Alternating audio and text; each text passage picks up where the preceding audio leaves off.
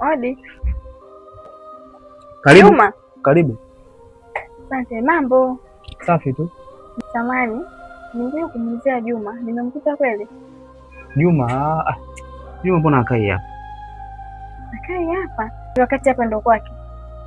Juma hapa sio kwake. Juma hapa oga tu ananiazemaga tu geto.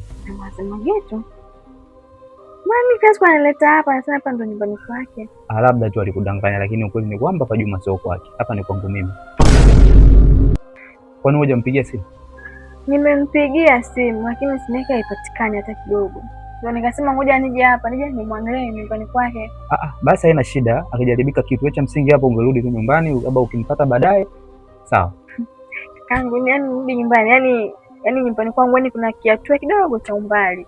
Basi nilikuwa naomba labda nimsubiri hapa hapa. Si sawa? Sasa haina shida, wewe unaweza tu kukaa hata hapo nje hapo ukamsubiria, haina shida. Nje? Kwani nikiingia ndani kuna shida? Wewe msubiria hapo nje bwanako, akija nini fresh utaongezana naye tu, haina shida. Mimi hapa nje naona jao. Basi ningemsubiria huko ndani. Akija nazungumza naye afu mimi natoka.